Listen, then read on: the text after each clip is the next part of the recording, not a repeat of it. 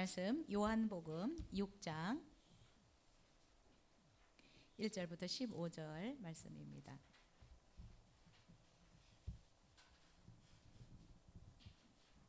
신약성경 요한복음 6장 1절부터 15절. 네, 우리 한 목소리로 같이 읽겠습니다. 시작. 그 후에 예수께서 디베랴 갈릴리 바다 건너편으로 가시매 큰 무리가 따르니 이는 병자들에게 행하시는 표적을 보았음이로라.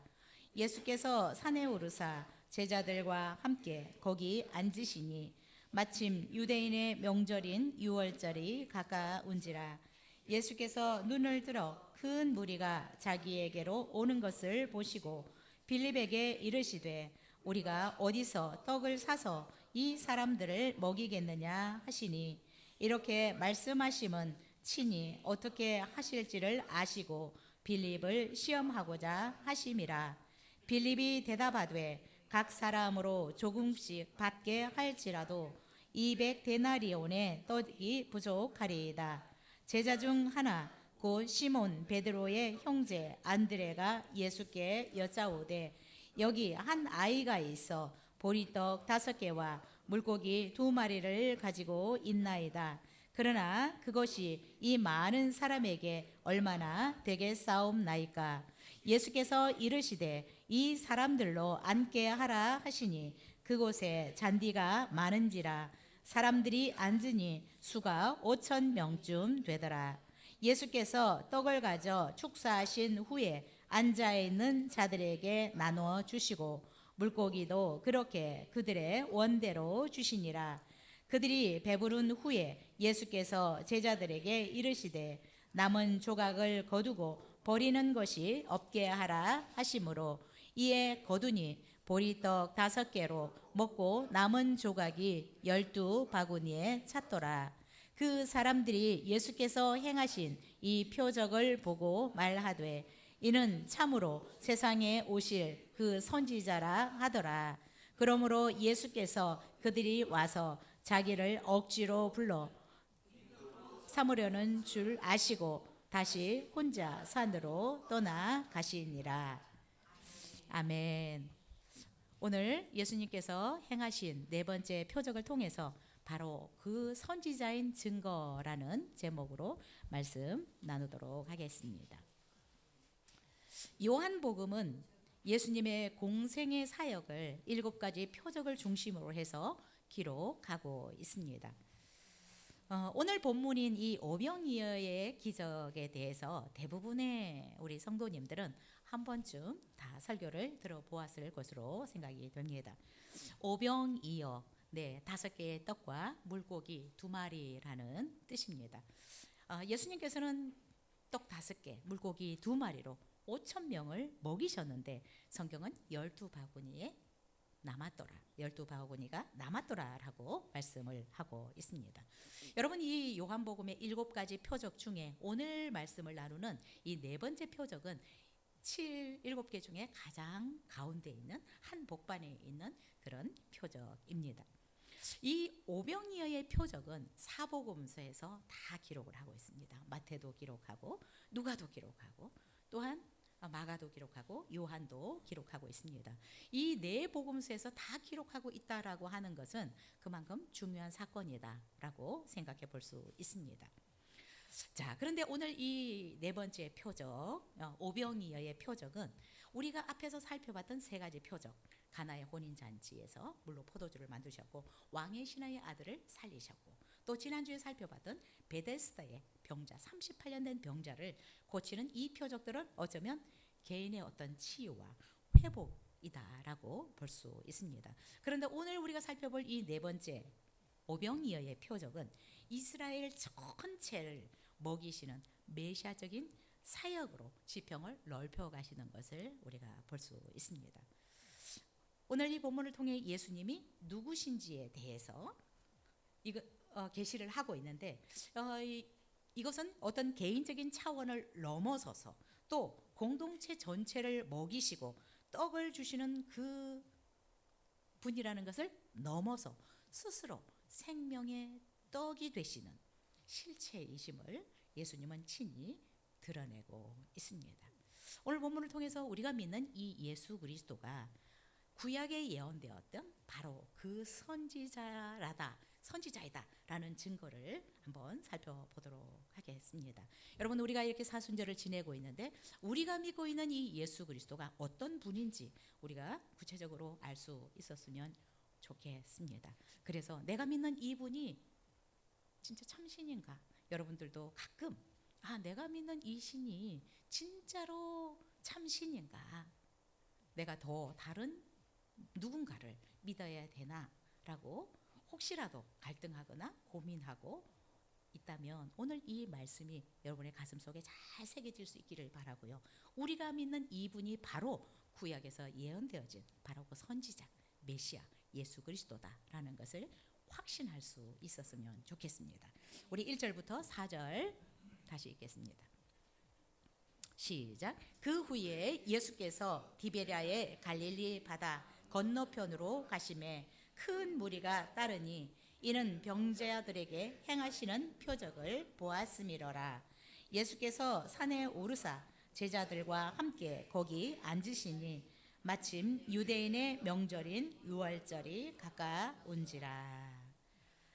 우리가 읽었던 이 지금 1절에서 4절 이 말씀을 보면 우리는 쉽게 구약에서 예언되어진 바로 그 선지자라는 것을 좀 감지하기가 어려운데 유대인들이 볼 때는 이 구절을 딱 볼 때 구약의 누군가 구약에 예언된 그분을 상징하고 있다. 그분이 눈앞에 보이는 그런 장면입니다. 예수 그리스도는 1절에서 4절을 통해서 바로 그 선지자다라는 증거를 어떤 것으로 우리에게 보여주고 있느냐 하면 장소, 때를 통해서 바로 구약에 예언된 그 선지자가 바로 예수 그리스도다라는 것을 증거하고 있습니다. 예수님께서 이 오병이어의 기적을 행하시기 전에 그분이 계신 장소와 때를 통해서 내가 바로 구약에 예언되어진 선지자다, 바로 선지자다라는 것을 증거하고 있습니다. 자, 요한은 예수님께서 바다 건너편으로 가셔서 산에 오르사 앉으셨다라고 말씀하고 있습니다. 우리는 이것을 그냥 예수님이 산에 올라가서 앉으셨구나라고 생각을 하지만 이 산이라고 하는 것은 모세를 상상할 수 있게 이스라엘 백성들은 이 산에 앉으셨다라고 하면 율법을 받으러 산에 갔던 이 모세를 연상하고 있습니다. 근데 성경도 구약의 패턴을 신약에 그대로 사용하는 것들이 너무 많습니다. 그래서 우리가 이렇게 신약을 볼 때 유대인들은 구약을 성경으로 믿잖아요. 그렇죠? 그런데 신약을 볼 때에도 구약의 어떤 패턴을 읽을 수 있도록 이렇게 기록을 하고 있습니다. 자, 그래서 예수님이 산에 앉으셨다라고 하는 것은 모세가 하나님의 율법을 받기 위해서 산에 올라갔던 그래서 위대한 지도자인 것을 예수님이 여기에서 보여주고 있습니다. 그래서 모세를 통해서 예수님이 바로 그 선지자다라는 것을 알 수 있게 증거를 하고 있습니다. 자, 예수님께서 산에 오르셔서 제자들과 함께 앉으셨다라고 하는 것은 모세와 다른 모습이기는 합니다. 자, 모세는 산에 십계명 율법을 받으러 올라가셔서 그것을 받아오시지만 예수님은 산에 올라가서 직접 앉으셨다라고 하는 것은 예수님은 법을 받아오는 것이 아니라 입법자다. 법을 만드신 분이다라는 것을 보여주고 있습니다. 우리는 이런 말씀을 볼 때 그냥 산에 올라가서 앉으셨지만 유대인들이 바라볼 때 모세가 연상되고 있는 그런 성경입니다. 그래서 모세는 결국 율법을 받으러 산에 올라갔습니다. 그러나 예수님은 법을 만드신 분이시기 때문에 산에 올라가서 앉으셨습니다. 이것은 모세가 율법을 받아서 내려오는 것과 다른 모습이다. 오히려 예수님은 법을 받아서 오시는 것이 아니라 실제적으로 법을 만드셔서 거기에서 어때요? 제자들을 가르치는 생명의 떡을 생명의 말씀을 나누어 주시는 모습을 여기에서 보여주고 있습니다. 그래서 예수 그리스도가 바로 구약에 예언되어진 바로 그 선지자다라는 것을 이 말씀을 통해서 우리에게 증거를 해주고 있습니다. 그래서 예수님이 제자들과 산에 올라가서 앉으셨으니까 제자들은 와서 앉았습니다. 그렇죠? 그래서 결국 법을 만드셔서 직접 그 자리에서 말씀을, 생명의 말씀을 제자들에게 나눠주시는 그런 모습을 통해서 바로 그 선지자다라는 것을 이 유대인들이 깨닫도록, 알도록, 그래서 믿도록 이렇게 말씀을 기록하고 있습니다.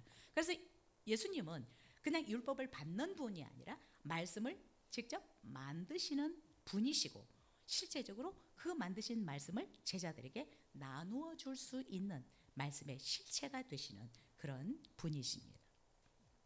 자, 그리고 장소적인 의미를 통해서도 예수님이 구약에 예언된 바로 그 선지자다라는 것을 우리에게 보여주고 있습니다. 오늘 요한은 이 오병이어의 표적을 행하시는 그 때를 유월절이 가까운 때다라고 기록을 하고 있습니다. 우리가 아는 것처럼 이 유월절은 이스라엘이 죽음에서 건짐을 받은 후에 광야에 나와서 만나를 먹기 시작한 절기를 상징하고 있습니다. 이때 예수님께서 떡을 주시는 것은 과거에 만나를 주셨던 하나님의 대리자, 즉 바로 그 선지자다라는 것을 증거하고 있습니다. 그래서 구약의 어떤 그림들이 신약에 그대로 어떻게 카피돼서 복사돼서 이렇게 나오는 것처럼 이렇게 연상이 됩니다. 그래서 모세는 산 위에서 율법을 받아서 내려왔지만 예수님은 산 위에서 자신이 직접 하늘의 말씀이시고 생명의 떡임을 나타내고 있습니다. 그래서 우리가 아는 것처럼 우리는 모세는 말씀을 받아왔고 만나도 자기가 내린 것이 아니잖아요. 그래서 모세는 중보자이고 대리자이고 오실 예수 그리스도의 그림자에 불과하지만 예수님은 실제이고 입법자이고 또한 그 법을 친히 완성하시는 분이심을 우리는 알 수 있습니다. 그래서 1절에서 4절을 통해서 예수님이 바로 그 선지자다라는 것을 증거하고 있습니다. 그리고 또 하나, 예수님이 구약에 예언되어진 바로 그 선지자다라는 증거가 오늘 본문을 통해서 보면 바로 큰 무리가 예수님을 따랐다라고 기록을 하고 있습니다. 예수님께 많은 사람들, 큰 무리가 따랐던 이유는 예수님이 병자들에게 행하시는 표적을 보았기 때문이다라고 요한은 기록하고 있습니다. 사람들이 예수님이 행하신 이 표적을 보고 하나님이 약속하신 메시아적인 권능을 가진 분이다라는 것을 인식했기 때문입니다. 여러분, 유대인들에게 질병의 치유나 회복은 메시아라는 가장 강력한 신호였습니다. 하나님이 약속하신 메시아가 통치하는 때가 되면 이런 일이 일어날 것이다 라고 이사야가 예언을 하고 있습니다. 이사야 35장 5절에 보면 그때에 맹인의 눈이 밝을 것이며 못 듣는 사람의 귀가 열릴 것이며 그때에 저는 자는 사슴같이 뛸 것이며 말 못하는 자의 혀는 노래하리니 이는 광야에서 물이 솟겠고 사막에서 시내가 흐를 것임이라. 자, 예수님께서 죽은 자를 살리고 나병 환자들을 고치고 눈먼 자를 고치고 이런 일들을 행하시는 것을 보면서 유대인들은 이분이 메시아구나라는 것을 믿을 수 있었습니다. 생각할 수 이분이 바로 구약에서 예언된 바로 그 선지자구나라는 것을 알았습니다. 인식했습니다. 그래서 수많은 사람들이 예수님을 따랐던 것으로 볼 수 있습니다. 그리고 어떤 사람들은 이 오병이어의 기적을 5천 명이 먹고도 12바구니가 남았고 또 어린아이와 여자들을 합하면 어떤 학자들은 2만 명이 될 것이다 라고 얘기를 하는데 그런 뻥이 어디 있냐.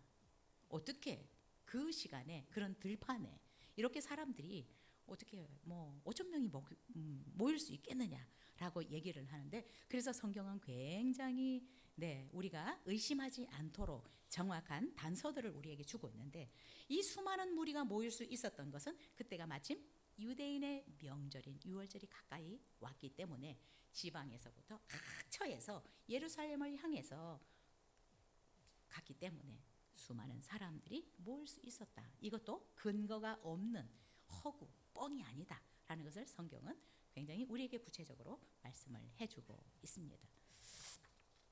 여러분, 그래서 1절에서 4절을 통해서 예수님이 바로 구약에 예언된 바로 그 선지자임을 증거하고 있습니다.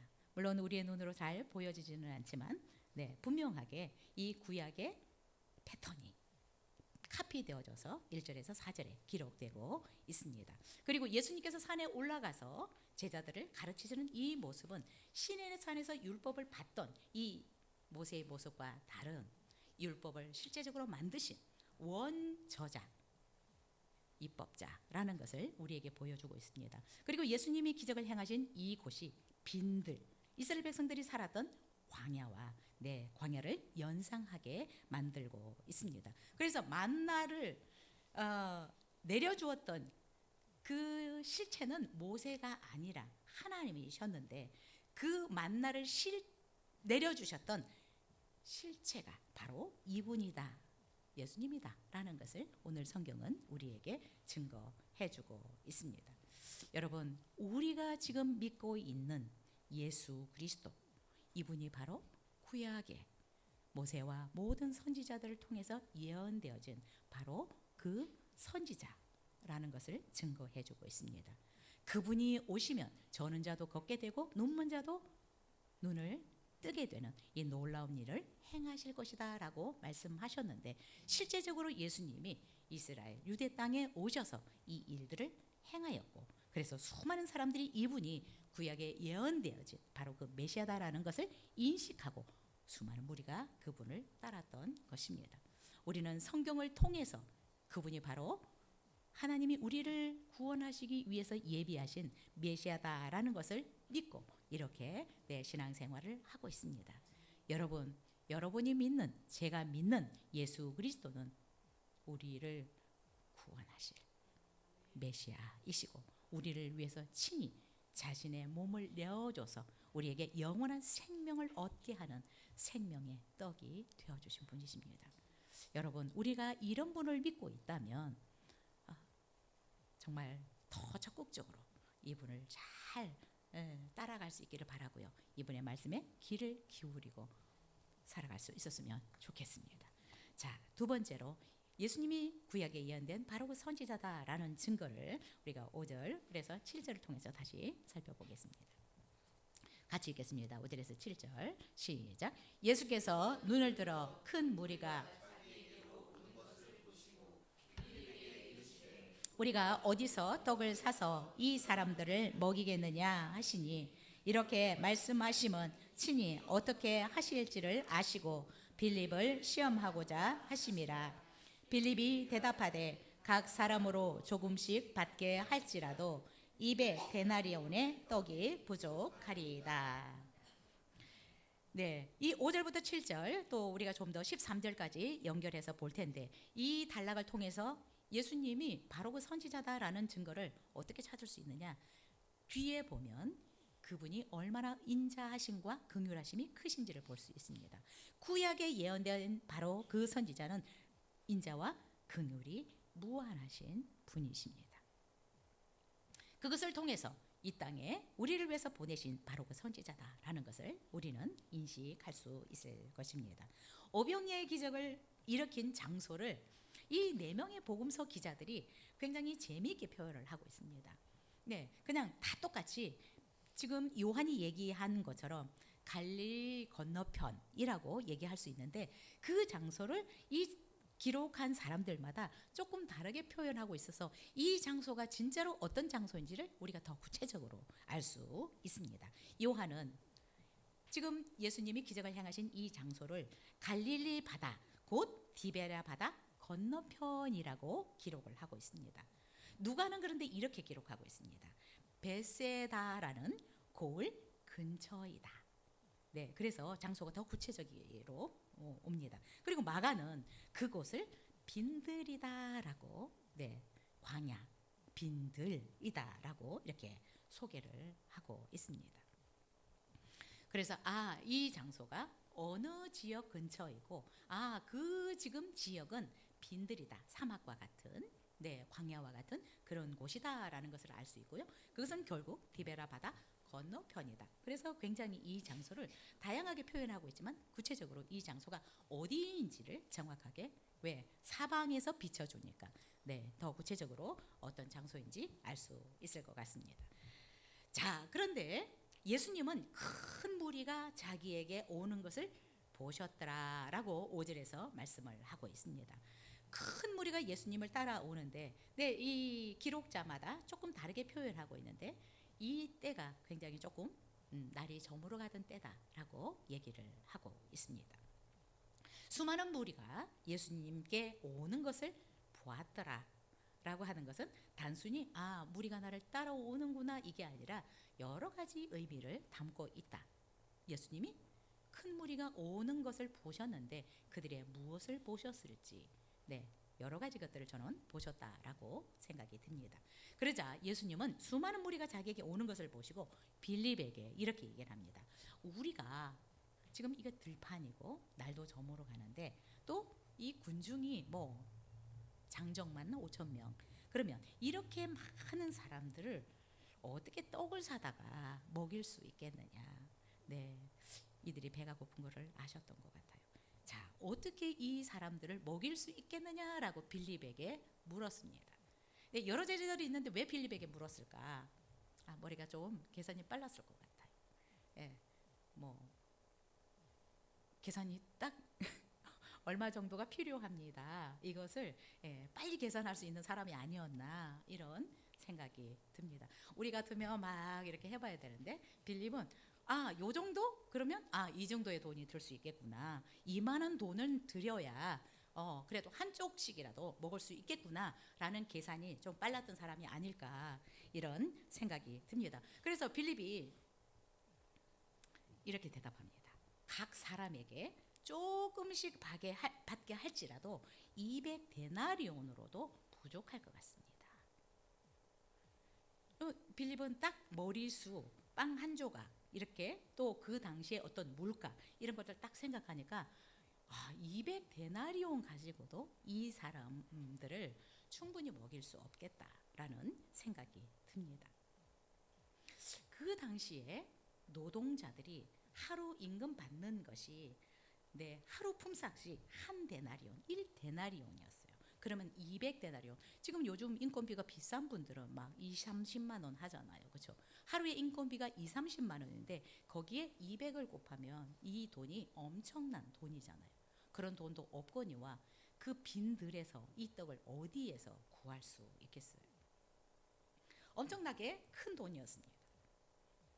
그런데 이 빌립이 계산한 것은 200데나리온 가지고도 제대로 못 먹일 것 같습니다 라고 얘기를 했는데, 우리가 볼 때 정말 이 빌립의 계산은 상식적으로 손색이 없는 대답이었습니다. 예. 그래서 예수님이 그걸 아시고 빌립이 빨리 계산을 할 줄 아는 걸 아시고 야 빌립아, 이렇게 많은 사람들에게 우리가 어디서 떡을 사가지고 먹일 수 있겠느냐. 근데 딱 계산했더니 도저히 안 된다라는 답이 나왔습니다. 왜냐하면 200데나리온의 돌이 있어도 안 될 것 같다. 다 못 먹일 것 같다라고 대답을 했습니다. 네, 우리가 볼 때 상식적으로 굉장히 손색이 없는 대답일 수 있는데 예수님의 질문에 대한 답으로 예수님은 만족을 못하셨던 것 같습니다. 네, 예수님께서 왜 빌립에게 이렇게 물으셨을까? 왜 빌립에게 이 질문을 하셨을까? 그것은 먼저 빌립에게 이 상황이 어떤 상황이고, 이 계산이 빠르니까요. 적어도 한 사람씩 계산을 해서 떡 한 조각씩 주더라도 200데나리온 가지고도 부족할 것입니다. 이 상황이 지금 불가능하다라는 상황을 빌립으로 하여금 우리에게 알려주기 위한 것이고, 이 불가능한 상황을 예수님이 어떻게 풀어가실지를 우리에게 분명하게 보여주시기 위해서 빌립에게 먼저 이렇게 질문을 했다라고 생각이 듭니다. 여러분, 사실 이 오병이어의 기적을 행하는 것은 막 군중들이 예수님 배고파 죽겠어요, 우리에게 뭔가 먹을 것을 주세요라고 호소하지 않았어요. 성경은 그렇게 얘기하고 있지 않습니다. 아니면 제자들이 찾아와서 예수님 큰일 났어요, 지금 기진맥진한 사람들이 많아요, 지금 이대로 이들을 집으로 돌려보내면 가다가 다 쓰러질 것 같아요, 예수님 어떻게 좀 해보세요. 제자들이 이렇게 예수님께 와서 말씀한 것도 아니, 제자들은 오히려 이곳이 지금 빈들이고 지금 때도 저물어 가니까 이 무리를 빨리 돌려보내서 마을에 들어가서 그들이 사 먹게 하자라는 것이었습니다. 그런데 예수님은 이들이 배고픔, 이들이 굶주렸던 것을 아시고 성경에서 뭐라고 말씀하냐, 불쌍히 여기셨다라고 말씀합니다. 그래서 결국 예수님이 이들을 먹이기를 원하셨던 것입니다. 제자들도 아니고 군중들이 예수님께 배고파 죽겠어요 라고 부르짖은 것도 아닙니다. 예수님은 그런데 큰 무리가 올 때 보셨어요. 보신 것은 많은 무리구나라는 것도 보셨지만 이들이 굶주려 있는 것을 아시고 예수님은 그런 굶주린 자들을 배불리 먹이기를 원하셨다고 생각이 듭니다. 마태복음도 저녁이 되매 날이 저물어 가니까 제자들이 나와서 이르되 이곳은 빈들이요 때도 이미 저물었으니 무리를 보내어 마을에 들어가 먹을 것을 사 먹게 하소서라고 제자들이 예수님께 요청하고 있는 부분이 있습니다. 제자들은 빨리 돌려보내서 구할 수도 없고 제자들의 마음속에는 이들을 먹일 능력도 없고 어쩌면 먹일 마음도 없었을 수도 있습니다. 어떻게 이 사람들을 먹여요? 한두 사람도 아닌데. 자, 그런데 예수님은 이들을 보시고 이들을 불쌍히 여기셨다라고 말씀을 하고 있습니다. 여러분, 이 불쌍히 여기다라고 하는 헬라어 원어는 이 아픔을 느꼈다라는 그런 의미인데 어느 정도의 아픔을 느낀 것을 얘기하고 있냐면 몸의 내장으로부터 느끼는 아픔을 의미하고 있습니다. 불쌍히 여겼다. 예수님은 이들을 보면서 창자가 아픈 그런 고통을 느끼셨다라는 말씀입니다. 여러분, 애 태운다라는 말을 아십니까? 우리나라에서 애를 태운다. 이 애가요, 창자라는 옛말입니다. 예수님이 지금 느끼신 이 아픔은 이들을 불쌍히 여기면서 느끼는 아픔은 창자가 느끼는 이런 고통스러운 아픔을 이야기하고 있습니다. 예수님은 자기를 찾아온 무리들을 보시고 마치 창자가 끊어지는 그런 아픔을 느끼셨던 것입니다. 예수님은 떡이 없어 육신의 배고픈 이런 굶주림으로 인한 허기만 보신 것이 아니라 참된 생명의 떡이 없어서 영적으로 굶주린 이들의 비참한 모습을 보시고 창자가 끊어지는 것 같은 이런 고통을 느끼셨다라고 우리는 해석할 수 있습니다. 그래서 이들은 그냥 육신의 어떤 배만 고픈 것이 아니라 영적으로 참 생명을 얻지 못해서 정말 너무나 비참하고 정말 불쌍한 모습을 보시고 예수님은 그동안의 말씀도 가르치시고 병자들도 고치셨던 것을 볼 수 있습니다. 여러분, 예수님은 구약에 예언된 바로 그 선지자는 정말 죽어가는 영혼들을 바라보시고 영혼의 양식이 없어서 처절하게 비참해진 모습을 보시고 불쌍히 여기시는 그 사랑의 마음을 가진 분입니다. 그 선지자, 구약에 예언된 바로 그 선지자의 마음은 정말 사랑이 풍성하신, 긍휼이 풍성하신 선지자다라는 것을 볼 수 있습니다. 그래서 결국 우리를 불쌍히 여기셔서 그분은 그냥 육신의 떡을 먹게 해주시는 것뿐만 아니라 자신이 친히 우리의 생명의 빵, 떡이 되어 주신 분이십니다. 우리 8절 9절 읽겠습니다. 시작. 제자 중 하나 곧 시몬 베드로의 형제 안드레가 예수께 여짜오되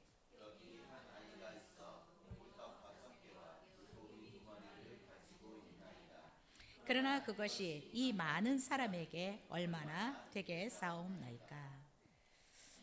어쩌면 여러분 이 베드로의 동생이었던 안드레도 빌립이 예수님께 말씀을 대답했던 그 대답에 동의를 했을 것이라고 생각이 됩니다. 이 많은 사람들을 먹이려면 200데나리온 가지고도 부족하다라고 하는 것을 안드레도 동의를 했을 것 같습니다. 자, 그런데 이 안드레가 예수님께 와서 그런데 예수님 어린 아이가 지금 보리떡 5개와 물고기 2마리를 가진 아이가 있습니다. 이것 가지고 뭐 얼마나 어떻게 하겠습니까? 라고 예수님께 얘기를 합니다. 빌립의 이야기를 통해서 200데나리온 가지고도 부족한데 저는 여기서 무엇을 느꼈냐면 예수님이 엄청 이 굶주린 영혼들을 먹이고 싶어하는 그 애타는 마음을 안드레가 느끼지 않았을까. 그래서 200데나리온 가지고도 부족하지만 예수님 그런데 어린아이가 지금 보리떡 5개 물고기 2마리를 가진 아이가 있습니다. 근데 이거 뭐 얼마나 되겠습니까? 라고 가지고 오는 것은 정말 이 군중들을 먹이려고 하는 그 예수님의 마음, 애타는 마음을 안드레가 느끼지 않았을까. 그래서 혹시라도 이것이라도 예수님 너무 이건 뭐 턱도 없지만 그러면서 예수님께 가지고 왔다라고 생각이 듭니다. 자, 그러자 예수님은 사람들로 하여금 앉게 하고 보리떡 5개 물고기 2마리를 들어서 축복 기도를 여러분 하셨습니다. 우리가 계속해서 살펴보는 것은 예수님이 일하실 수 있는 무언가를 우리는 그분 앞에 내어놔야 된다. 없습니다, 안 됩니다가 아니라 작은 보리떡 5개, 물고기 2마리여도 그분 앞에 가지고 와야 되고 그분 앞에 내어놓을 때 그분은 축사하셔서 축복 기도를 하셔서 쓸 수 있습니다. 여러분 우리가 가진 것들이 굉장히 미미할 수 있지만 나는 뭐가 없어서 하나님을 기쁘게 할 수 없고 뭐가 없어서 안 된다라고 얘기를 하지만 여러분 하나님은 많은 것들을 원하시는 것은 아니라고 생각이 듭니다. 지극히 작은 물고기 2마리, 조그마한 어린아이가 먹을 도시락, 그죠? 떡 5개 이거 가지고도 여러분 예수님 앞에 가지고 오셨을 때 예수님은 그때 일하시기 시작하셨습니다. 사람들로 하여금 집에 돌려보내지 말고 지금 앉게 해라. 왜냐하면 거기가 들판이라고 얘기를 했습니다. 그래서 제자들은 또 예수님의 말씀을 듣고 수많은 사람들을 앉히기 시작했습니다. 50씩 20씩. 그래서 예수님이 축복 기도를 하시고 그 떡을 떼어주는 것을 볼 수 있습니다. 우리 10절부터 13절 읽겠습니다. 시작. 예수께서 이르시되 이 사람들로 앉게 하라 하시니 그곳에 잔뜩이가 많은지라 사람들이 앉으니 수가 5,000명쯤 되더라. 예수께서 떡을 가져 축사하신 후에 앉아있는 자들에게 나누어 주시고 물고기도 그렇게 그들의 원대로 주시니라. 그들이 배부른 후에 예수께서 제자들에게 이르시되 남은 조각을 거두고 버리는 것이 없게 하라 하시므로 이에 거두니 보리떡 5개로 먹고 남은 조각이 12바구니에 찼더라. 여러분 성경에서 말하는 숫자는 대부분 장정들을 기준으로 계산을 합니다. 그래서 남자만 거의 5,000명이다라고 볼 수 있습니다.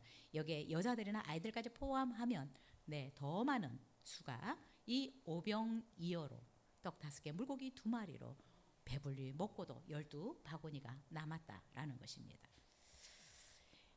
여러분 빈 들에서 5,000명에게 떡을 먹이신 이 예수님은 이스라엘이 그토록 기다려온 바로 그 선지자다라는 것을 공적으로 예수님이 지금 선언하고 있는 것입니다. 여러분, 예수님은 창자가 끊어지는 아픔으로 우리를 보십니다. 여러분, 때때로 왜 하나님은 나를 외면하고 계시나, 내 아픔을 돌아보아 주시지 않나 라고 생각될 때가 있죠. 그러나 오늘 본문을 통해서 보면 그분은 우리를 향해서 창자가 끊어지는 아픔을 가지고 우리를 바라보고 계시고 그 아픔을 친히 해결해 주시기를 원하시는 분이다 라는 것을 우리가 잊지 않았으면 좋겠습니다. 때때로 우리의 기도도 속히 응답이 되지 않는 것 같고 내 상황도 빨리 해결이 되지 않는 것 같아서 하나님께 불평하고 또 나를 잊어버리셨나, 하나님 나를 사랑하지 않나, 이런 섭섭한 마음이 들 때 물리칠 수 있기를 바랍니다. 하나님은 지금도 일하시기를 원하시고 나를 불쌍히 여기셔서 그분의 능력으로 나를 회복시키시고 나의 필요들을 채우시고 나의 문제들을 해결해 주시기를 원하시는 분이다. 여러분, 믿음대로 됩니다. 오해하지 마시고 불평하지 마시고, 우리가 느껴지지 않을 수 있지만 말씀을 믿을 수 있기를 바랍니다. 이거는 이스라엘 백성에게만 보여주신 그런 사랑이 아닙니다. 지금도 우리를 향해서 그분은 일을 하시기를 원하십니다. 여러분, 예수님은 우리를 향해서 참 아픈 마음을 가지고 온 인류를 바라보면서 지금도 하나님은 아픈 마음을 가지고 그들을 구원하시기를 원하십니다. 그래서 지금 예수님의 이 아픔은 단순히 떡을 주시는 것으로 끝나지 않습니다. 훗날 얼마 후에 십자가에서 자기의 몸을 생명의 떡으로 주시는 그 자리까지 나아가십니다. 여러분, 오늘 본문에서 우리가 많은 사람들이 배불리 먹고도 12바구니가 남았다라고 말씀하고 있는데 예수 그리스도께서 주실 영원한 생명의 예고편이다. 우리가 예수 그리스도를 통해서 누릴 수 있는 은혜가 이렇게 풍성하다라는 것을 우리에게 보여주고 있습니다. 여러분, 그래서 우리가 생각해야 되는 것이 중요한 것이 있는데 우리는 자꾸 어떤 떡을 먹는 데 관심을 가지고 있습니다. 그러나 여러분, 실제로 그 떡을 주시는,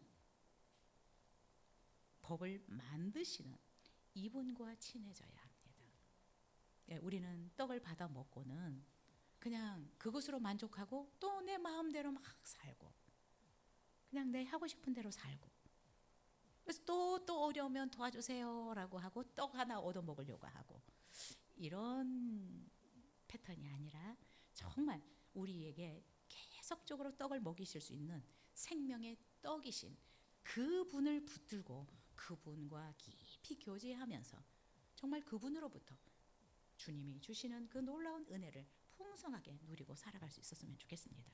그래서 이렇게 얘기도 합니다. 그분의 손만 바라보지 말고 그분의 얼굴을 바라보고 살아라. 우리는 자꾸 이게 뭔가 떡 하나 주는 거 이것만을 생각하고 있지만 여러분, 우리는 그분의 얼굴, 실제로 생명의 떡이신, 또한 실제로 법을 만드신 그분을 우리가 늘 바라보고 또 그분과 함께 살아간다면 우리의 삶은 12바구니가 차고 남는 것이 차고 넘치는 것처럼 우리 삶 또한 그렇게 풍성한 삶이 될 거라고 믿습니다. 그래서 여러분, 내가 어떤 문제를 해결받는 여기에만 초점이 있으면 안 되고 이 문제를 실제적으로 해결해 주시는 그분을 알아가는 것이 중요합니다. 그래서 지엽적인 것을 붙들려고 하지 말고 본체, 실체를 알아가고 그분을 붙들어야 되는 것입니다. 여러분, 이 사순절을 통해서 정말 요한복음을 쭉 읽으시면서 생명의 떡을 주시기를 원하시고 실제로 자신의 몸을 우리에게 생명의 떡이 되어서 자기의 몸을 주신 그 예수 그리스도를 깊이 묵상할 수 있었으면 좋겠습니다. 자, 마지막 우리 14절 15절 읽겠습니다.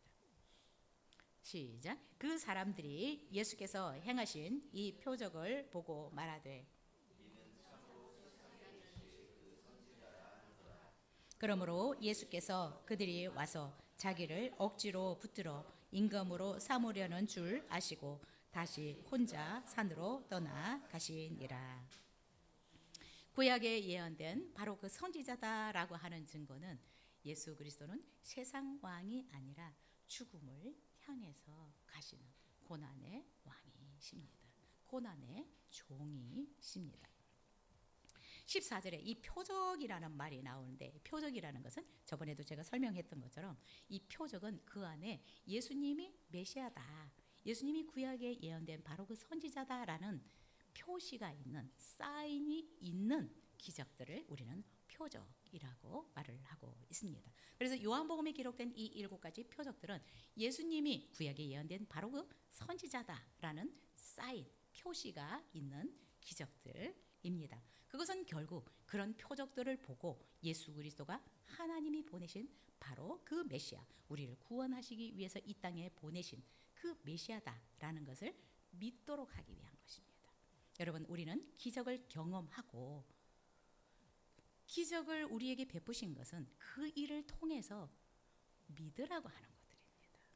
요한은 이 요한복음을 기록한 목적을, 예수님이 많은 기적들을 행하셨지만 내가 이 7가지를 기록하는 것은 결국 이 표적들을 보고 예수님이 하나님의 아들이다라는 것을 믿고 생명을 얻도록 하기 위해서 요한복음을 기록하고 있다라고 얘기를 하고 있습니다.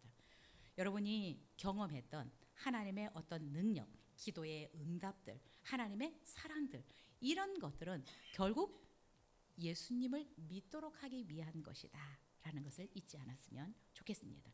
여러분, 그래서 우리가 한 가지 한 가지 우리가 경험할 때 이 경험들을 하나하나 쌓아가면서 정말 더 신실하게 흔들리지 않는 그분에 대한 믿음을 세워가기 위한 것임을 알았으면 좋겠습니다.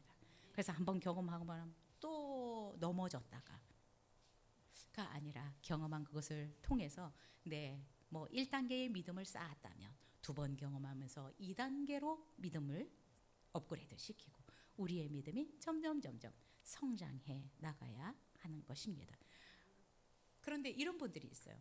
기적을 경험했는데 어떤 문제가 생기면 또 처음으로 돌아가서 막 사시나무 떨듯이 떠는 분들이 있어요. 그러면 그때 경험했던 이 경험을 통해서 믿었어야죠. 하나님 이렇게 나를 사랑하시는구나. 내 문제를 이렇게 기적적으로 풀어가시는구나. 그분은 진짜 살아계신 분이시구나. 나를 사랑하시는 분이구나. 이 믿음을 가져야 되는데 우리가 뭐 문제가 한 번만 오나요? 또 오면은 또 처음으로 돌아가서 믿음이 아무것도 없는 사람처럼, 하나님이 나를 사랑하지 않는 사람처럼 또 1단계로 돌아가서 헤매는 분들이 있는데 그렇지 않을 수 있기를 바랍니다. 그 한 단계 한 단계 하나하나의 믿음들이 쌓여서 정말 큰 문제가 와도 여전히 그 앞에서 하나님에 대한 믿음이 흔들리지 않을 수 있는 우리가 되었으면 좋겠습니다. 자, 이 이스라엘 백성들도 예수님이 행하신 이 놀라운 표적, 오병이어로 5천 명을 먹는 이 일을 통해서 이들은 무엇을 깨달았을까요? 14절 15절에 보면 그 사람들이 예수님이 행하신 이 표적을 보고 말하되 뭐라고요? 이는 참으로 세상에 오실 그 선지자라라고 하였습니다. 이들이 봤을 때 구약에서 예언되었던 바로 그 선지자가 맞다라고 이들도 인정했습니다. 여러분, 이스라엘 백성들은 광야에서 만나를 먹였던 모세처럼 자신들의 굶주림과 고통을 해결해 줄 강력한 지도자를 기다려 왔습니다. 그런데 이 군중을 먹이시는 이 표적을 보고 사람들은 예수님이 바로 그 선지자다, 구약에 예언되어진 바로 그 선지자다라는 것을 인정했습니다. 여러분, 구약 시대부터 모세와 선지자들이 예언했던 이 메시아를 가리키는 것입니다. 바로 그 선지자, 더가 붙는. 그 선지자 그러면 딱 한 사람인 거예요, 그렇죠? 그래서 모세와 많은 선지자들이 예언했던 바로 그 선지자가 예수님이다라는 것을 이들은 인정했습니다. 그런데 이 이스라엘 백성들은 이런 놀라운 기적을 경험하고 십자가를 지시기 위해서 고난의 종으로 오신 예수 그리스도는 알지 못했습니다. 그래서 결국 이들은 15절을 다시 읽을까요? 시작. 그러므로 예수께서 그들이 와서 자기를 억지로 붙들어 임금으로 삼으려는 줄 아시고 다시 혼자 산으로 떠나가시니라. 여러분, 예수 그리스도를 이런 큰 기적을 행하시는 것을 보면서 억지로 붙들어다가 임금을 삼으려고 하니까 예수님은 벌써 아시고 혼자 산으로 피하셨다, 떠나가셨더라라고 말씀하고 있습니다. 이 기적을 본 많은 사람들은 자신들의 배고픔을 해결해 줄 이 경제적인 메시아 또는 로마의 압제로부터 해방시켜 줄 정치적인 메시아로 생각했던 것입니다. 그러나 예수님은 이 사람들의 환호, 세상이 주는 어떤 영광에 취하지 않으시고 그것을 뒤로 하시고 홀로 산으로 가셨다. 그것은 하나님과의 교제에 지금 집중하고 예수님이 이 땅에 오신 사명, 십자가를 지시기 원하시고 그래서 우리의 모든 죄를 사하시기 원하시는 이 사명에 집중하시기 위해서 산으로 가신 것을 보여주고 있습니다. 예수님의 사명은 단순히 우리의 육신의 배를 채워주는 데 있지 않습니다. 여러분, 우리는 육신의 배가 부르면 모든 문제가 해결된다라고 착각하면서 살아가면 안 됩니다. 여러분, 모든 것들을 다 가진 사람들이 우리가 볼 때는 엄청나게 아무런 결핍이 없이 살아가는 것 같지만 여러분, 영혼이 공고하면, 영혼에 배고픔이 있으면 결국 그것이 만족이 되지 않습니다. 예수님은 우리의 이 육신의 배만 채워주기 위한 것이 아닙니다. 모든 인류의 죄를 사하시고 우리에게 영원한 생명을 주시기를 원하시는 생명의 떡이 되기 위해서 오셨습니다. 그래서 요한복음 6장 후반부 이 기적을 통해서 예수님이 실제적으로 내가 무엇을 주기 위해서 오셨는지를 본인 스스로가 말씀하고 있는데 6장 35절에서 예수님은 이렇게 말씀합니다.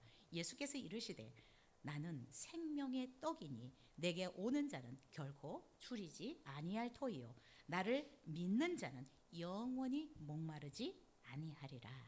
51절에도 이렇게 말씀합니다. 나는 하늘에서 내려온 살아있는 떡이니 사람이 이 떡을 먹으면 영생하리라. 내가 줄 떡은 곧 세상의 생명을 위한 내 살이니라 하시니라. 여러분, 예수님이 이 땅에 오신 것은 우리의 육신의 배고픔도 채워주시지만 우리에게 영원한 생명을 주시기 위해서 오셨습니다. 그 예수 그리스도는 바로 구약에서 예언되어진 바로 그 선지자였습니다. 여러분, 우리가 믿고 있는 이 예수 그리스도는 우리의 영적인 문제, 육적인 문제를 다 해결해 주시기 위해서 오셨습니다. 그 예수 그리스도를 정말 우리가 더 깊이 있게 묵상하고 나를 살리기 위해서 자기가 친히 생명의 떡이 되신 이 예수 그리스도를 사순절 기간을 통해서 더 깊이 묵상할 수 있었으면 좋겠습니다. 그리고 얼마나 내가 존귀한 자인지, 여러분, 하나님의 아들이신 그분이 나를 위해서 생명을 내어놓으셨어요. 그래서 여러분, 우리 한 사람 한 사람이 얼마나 존귀하고 가치 있는 보배로운 존재인지 모릅니다. 여러분들을 함부로 대하시면 안 되시고요. 또 옆에 있는 분들도 여러분, 우리가 너무나 존귀하신 분이십니다. 왜요? 예수님의 생명을 내어놓으셨고 그래서 우리를 구원하셨기 때문에 그렇습니다. 여러분, 이 사순절을 지내면서 정말 이런 사랑을 우리가 깨달았던 것 자체가 너무나 축복입니다. 예, 많은 사람들이 눈에 보이는 것이 전부인 것처럼, 이 세상이 전부인 것처럼 알고 살아가고 있는데, 그러나 정말 우리가 믿는 이 진리를 모르고 살아간다면 엄청나게 땅을 치면서 후회할 날이 그들에게 올 것입니다. 그러나 우리가 이렇게 정말 예수 그리스도를 우리 생전에 이렇게 또 빨리 만났다는 것은 엄청난 은혜이고 축복이다라고 생각이 듭니다. 이 놀라운 은혜를 여러분, 이번 또 사순절 기간을 통해서 더 깊이 있게 느끼고 깨달을 수 있었으면 좋겠습니다. 하나님은 여러분을 사랑하십니다. 여러분, 예수님은 여러분을 정말로 사랑하십니다. 여러분에게 영원한 생명을 주시기 위해서 그분이 친히 십자가에서 죽으셨습니다. 그 사랑을 우리가 깊이 묵상할 수 있었으면 좋겠습니다. 그리고 여러분, 흔들리지 마십시오. 우리가 믿는 이 예수 그리스도는 구약의 모든 선지자들을 통해서, 모세를 통해서 예언하신 바로 그 선지자다. 그래서 여러분, 유대인들에게 전도하는 방법이 이 방법입니다. 구약에 예언되어진 그분이 바로 예수다라는 것으로 이분들은 접근법이 조금 다르더라고요. 전도하는 이들은 그냥 믿는 것이 아니라 예수가 어느 날 갑자기 튀어나온 군중의 어떤 우상이 아니라 구약에 예언된 바로 그 선지자다라는 것을 통해서 유대인들에게 복음을 전하고 있습니다. 우리가 믿는 그분은 바로 그분입니다. 흔들리지 마시고 더 그분을 알아가기를 원하고, 여러분 그냥 떡 하나 이것으로 만족하지 마시고 그분이 어떤 분인지를 더 깊이 있게 알아가고 묵상하는 저와 여러분이 되었으면 좋겠습니다. 기도하겠습니다.